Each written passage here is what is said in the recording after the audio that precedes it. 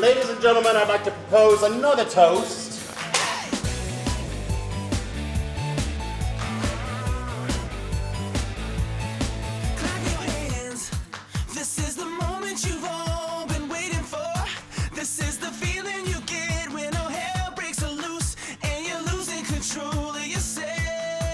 We're going to P-Town, bitches!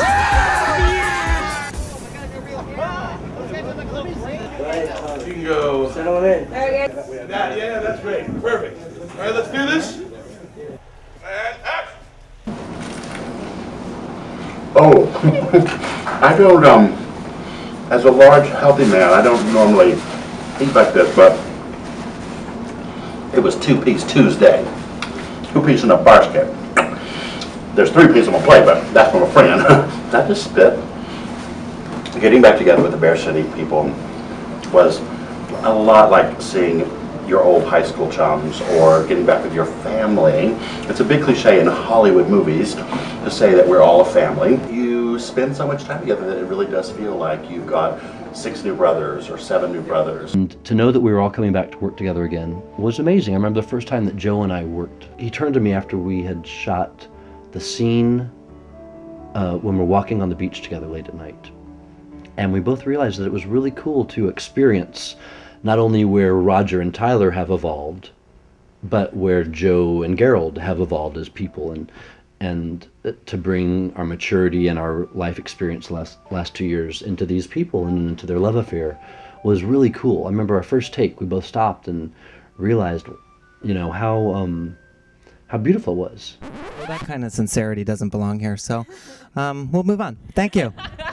The unique thing about the story is that you see a group of friends that hasn't really been given a voice before. I felt it was going to be something really special. I took more time to focus the story on the people and not necessarily on explaining a community. This one, I think, as much as it'll focus into the community, is more about the story itself of this group of friends. The first film has to explain the world, has to give you your ordinary world and where you live, and then in the second film you can get to your call to adventure. It deals with a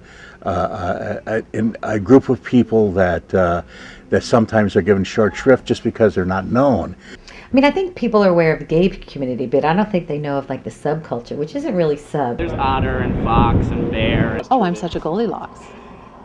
I am completely a Goldilocks. What else? Twinkies and I don't think people are aware of that. They're big people with big emotions and big feelings, and yes, somehow they haven't been discovered by a lot of people, and this is a moment of discovery, and in a very nice way. I mean, you really get a sense that these are people you want to spend time with. Go away. This story is no different from any other love story comedy. I mean, it's the same. All right, bears, show me some wood.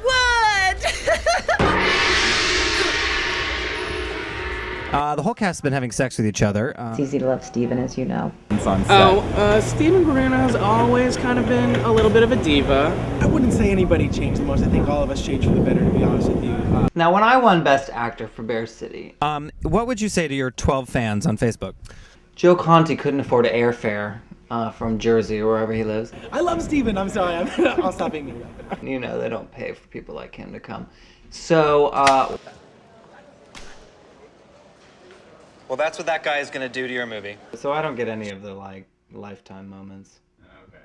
And my character's, the whole time on the whole thing anyway, so. I don't know what the word is. I don't know. I guess it's just overproduced? I'm still a nagging, antiseptic, sexless, horrible boyfriend. But funny. I love you. I love you. I'm familiar with you. I like you very much. I'm adopted.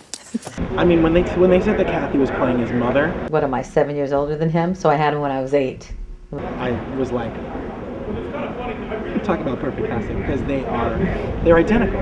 I think that's it's a really fun part of the day, when you find someone who can spar back to you and be really sarcastic and fun.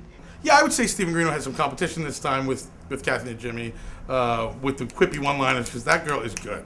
They're all really, really great actors, except for Stephen Greeno, who's, I sort of prided myself on being the real hilarity of the movie. I think she was asking me, but Oh, no, go ahead. We'll wait. Well, he just actually graduated junior college drama department from his city, so he'll with a little bit of experience.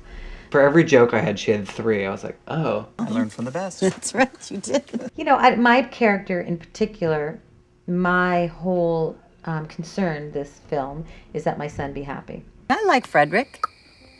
He hates when you call him that. Really? Yeah. No idea. Did you forget? And I'm a mother, you know, I have a 14-year-old daughter, so bringing that up is pretty natural, you know, that caring and worrying and always the first thing on your mind. Shit, my parents are here already. You brought your parents to Bear Week? To the wedding? In this film, I introduced Tyler's family. You know, obviously, I'm very close to my mom. I'm close to my dad. I'm close to my family. So they've always made me feel very special. And so I felt like I wanted to bring that into this because I don't think every gay person has that. So I wanted to bring those characters in and show a loving family. Show family that doesn't necessarily get it, but they try. Yes, that's I'm the mother of Tyler, the wife of Gabriel. I see her as she's very loving, very warm, but initially seems maybe a little out of it or not quite with the program. They kept calling him Daddy. I'm sort of like, whoa, what's going on? And of course, everyone's hitting on my husband, and but the thing I like about her, she's not the uptight biddy. She's sort of like, oh, all right, because she feels things and she realizes this feels good. This is a warm group of people. It's not a scary world. So my mom is definitely a cross between Rose and Rachel. Now my mom's name is Rose, but the character that most represents Rose is Rachel. Represents my mom is Rachel, and then obviously Richard really plays my dad. No, that's not weird. All right. You made it. Yeah. What's the matter? Are you having a heart attack? I'm Tyler's father, and his mother and I are here to support him at his wedding. And I'm a little bit straight-laced, but I definitely am very supportive of my son and very fond of him. So I'm happy to be a part of this. So, are you guys excited? I'm excited for you, the big wedding. I mean, finally New York did their fucking right thing, right? Yeah, well, you know, I in my own personal Kathy life have been to probably more gay weddings than straight. So, and it's always got an extra sort of dollop of emotion. It's going to give such a beautiful voice, not only to the story, but to the importance of equality. I'm really excited about the story. I think it has political relevance. Legalization of Marriage changed the script because I had actually written P-Town in as the place to go to get married legally because it wasn't in New York. So what legalization in New York did, which is a great thing that New York got their fucking shit together, I'm glad that New York did that because now they can build something together and not have it ripped away because this piece of paper says society has to respect this. Is what's important. And I think that's a wonderful thing. I think then you can take the pressure off of P-Town and you can go there not because you're forced to, but because it's still a lovely, lovely place to get married. Hey, you guys caught me at my side job as a pool bear. Comedy! Provincetown was a fantastic location. If you have not been to Provincetown, and I'm not getting paid to say this, although I would like to be, you need to go. They were so gracious. We had to work with the town council. We had to get permits. They ended up getting the firemen involved, and we ended up having this huge crane shot with this like unbelievable banner. We did some filming in Bear Week, which you probably have heard about, and you've probably seen many of your friends in that, or maybe you're in it yourself. I knew that would be the authenticity I needed to be able to have the real people and just to be able to have these really wide, epic shots. To walk down Commercial Street is an experience like nothing else, where you see newlyweds with their strollers and, older, younger couples. This town is so charming. Yes, it is. When it comes to love, oh, hey, you guys. Foam party was madhouse for 2 days. So the most difficult scene I think to shoot was the foam party. It's a fun thing if you do it for 30 minutes, 40 minutes at best. But when you're doing it for 8 hours...